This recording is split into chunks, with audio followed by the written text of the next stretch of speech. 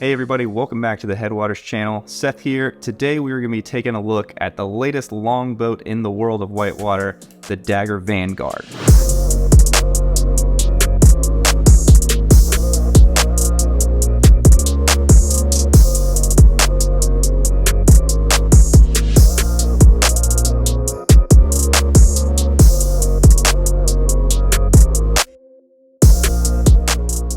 So recently, Jeff Calhoun of the Dagger team was kind enough to let me borrow his new Vanguard and take it out for a lap with my friend Mary Morrissey, who's a Dagger team paddler here in the Gorge. And we just took it out for a middle lap to kind of test the boats out and see how they felt. I'm not going to dig into the specifications. I'm just going to leave those in the description for you.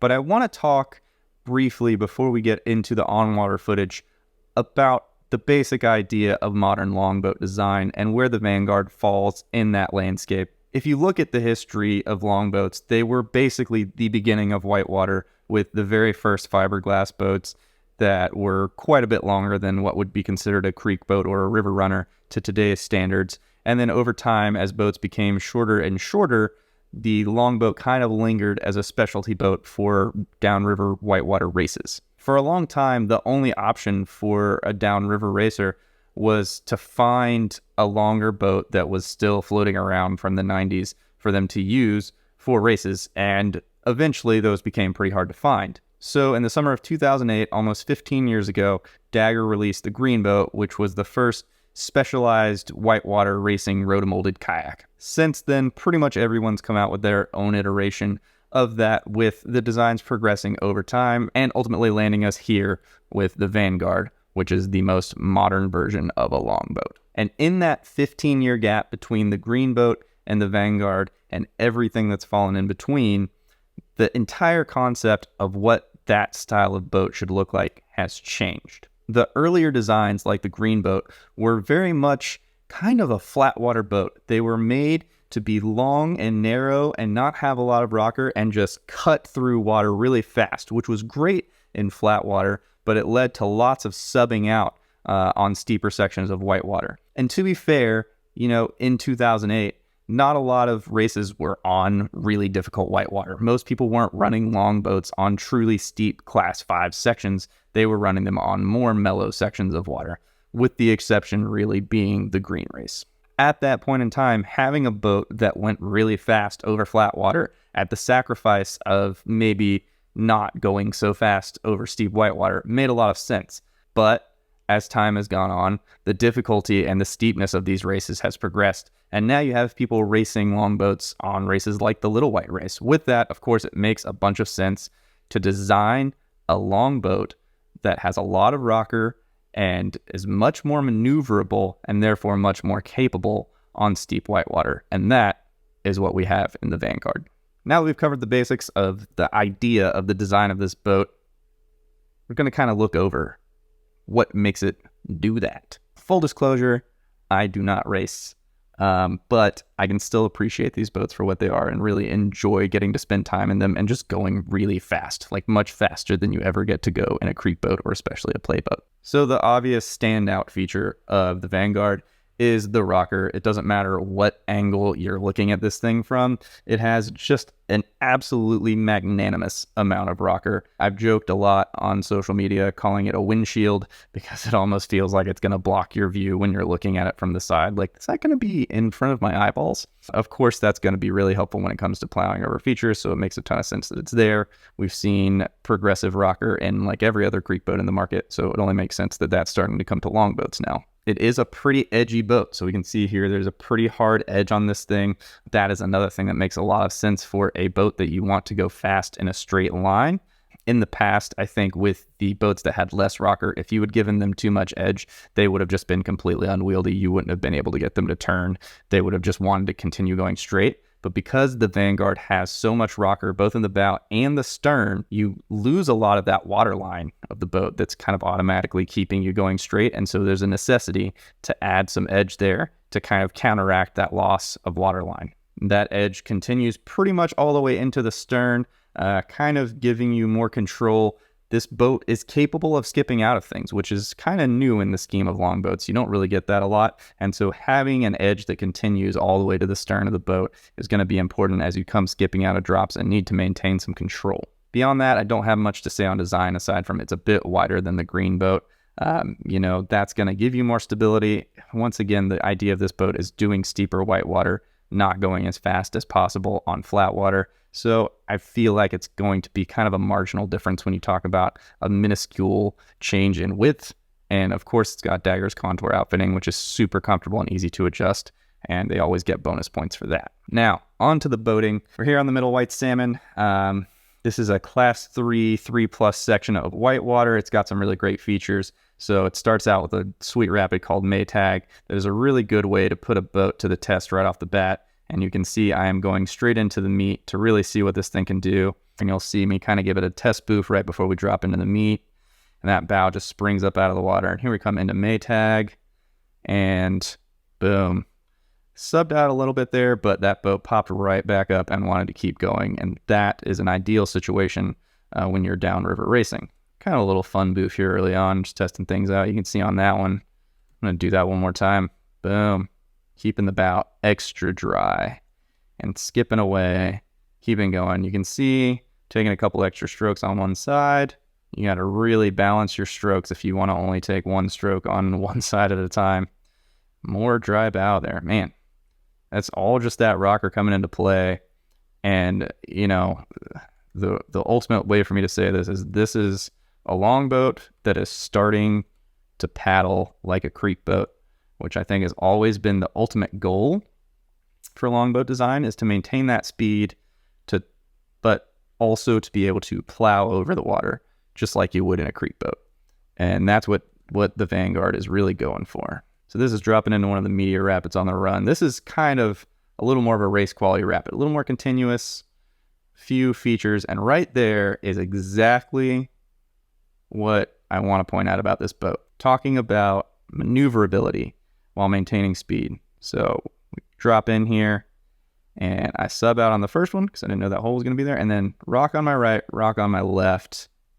I mean, that is just clutch maneuverability right there. It almost makes you feel like you could race slalom in this thing. Coming across some flat water here, speak of the devil. Do some flat water paddling. Yeah, easy acceleration. Look at that go. And that's pretty minimal effort. Comparing this to other longboats that I've paddled, I did notice that it felt a little more sluggish on flat water. But that is not what this boat is made for. This boat is not made for your class 2 race where you've got some tiny rapids and you're going to maybe paddle 80% basically flat water. This is for steep races, and it is made to absolutely massacre whitewater, and it does that pretty well. Here we come into another one of the better rapids of the run. This one, once again, is one where it's pretty common to sub out. I'm going to go straight in the meat, and nice hole there. Woo! Look at that. Just stayed pretty much right on top of it. I mean, I feel like pretty much any other longboat for sure would have just plowed right in the bottom of that. All things considered, coming out of there with a good deal of speed. And if there was another rapid right after that, it would be ready to charge right into it. So to me, one of the true tests of how similar a longboat is getting to a creek boat is trying to rip it into an eddy. And that's what I was doing right here. And we'll see coming in. I've got this little eddy I love to grab on the right and kind of planed out a little bit there and didn't feel like I was able to cut it into the eddy quite like I wanted. I just didn't engage the edge maybe exactly how I wanted to.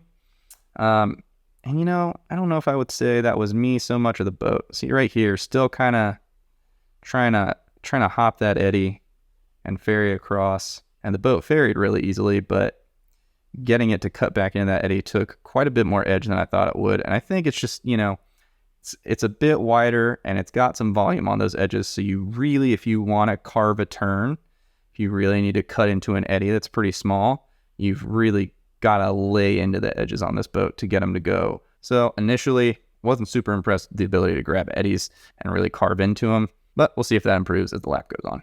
All right, coming into water spout and or granny snatcher or whatever you want to call this one. Another good feature here, really testing, keeping that bow high and dry. Look at that. What do you say? How many times do I say this boat has a lot of rocker and it really likes to ride over things? Yeah. I mean, really just boop, boop, doing what it's supposed to do. I love this little curling rooster tail right here and doing exactly this. Boop. That is the definition of a dry bow. Just pop right. Scoot right over it. It's a great feeling. Highly recommend. All right, scooting into this guy. Another good little spot. Oh, I went for the meat. Look at, woo! And this is, you know, I was saying earlier about skipping out. This is a great test spot for that because you've got some water coming back towards you, a little hydraulic there. Put that bow up there and it, boom, came up nice and high, stayed dry, and accelerated a little bit, which is what you want to feel. And if I had kept paddling right there, we could have just crushed right into the next rapid. This is one of my favorite, actually, in this section because it's a good simulation. You got to make a move, prepare for the next move. Bah. So coming in, I like to skirt this obvious right boof, go for the slightly later center boof, and do exactly that. Now, I did kind of get the bow a little wet there, but the initial move was great. And then going right in the meat here, managed to sub it out, but that is such a wonky, just a wonky little section. I mean, this boat's desire to not be underwater is very evident right here. I say that because this boat is mental. It has a desire to not be underwater, and it's just like, as soon as it goes under, we're fully subbed out, back at it, downstream, ready for more. Peeling back in, starting to figure it out. You see, I put some edge into that thing that time. So there's another one of those kind of continuous rapids with multiple layers to it. Coming in, first wave, staying pretty dry. Then I got this nice boof that I love to pull off right here. And not bad. Let's look at that one more time. From over here, we've got a nice little pour over, kind of going into a little sideways hole.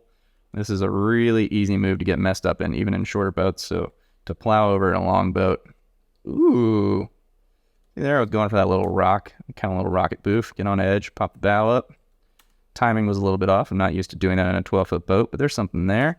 Kind of a nice thing about it having those really wide cockpit area and then being so narrow on both ends is you can get on edge and you can do that little rock boof. So you need to get the bow extra high. You can get on edge, dip that bow as you come up to the lip, and then take a big stroke, raise your knees on the side, stand that bow up really high, and clear some really steep features, which is also a thing that would be really hard to do in older longboats. Here we are at the biggest chunk of the run, Hewson Falls. I don't know how tall Hewson really is. Some people say 8 feet, some people say it's 12, whatever. It's tall enough to be a good test of a boat. And, you know, if you've been on the internet at all, you've seen tons of videos of people swimming Hewson because it's honestly like a mildly technical drop that takes some skill to nail it. So how did the Vanguard do? How did I do in the Vanguard? Coming up pretty online there. Boom. Not a perfectly dry bow, but for a longboat, that goes all day. I mean, we got considerable speed on the resurface there. Look at that. If I had kept paddling once again, really could have done something with it. So since I shot the on-water section of this video, I also went and helped out some of the Little White Race. I lent one of my cameras to my buddy Trent McCreary, who I want to thank for getting these shots.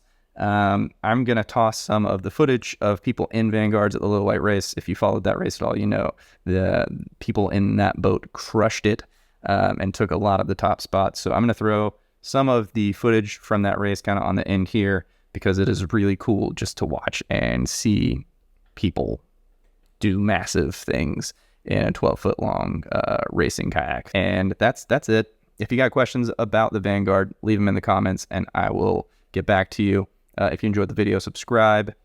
You know the rest, guys. So enjoy this footage and happy paddling. On top of the morning, on top of the wave, on top of the team, on top of the days, on top of my purpose. I create. Y'all wanna copy, but we're not the same. On top of the morning, on top of the wave, on top of the team, on top of the days, on top of my purpose. I create. Y'all wanna copy,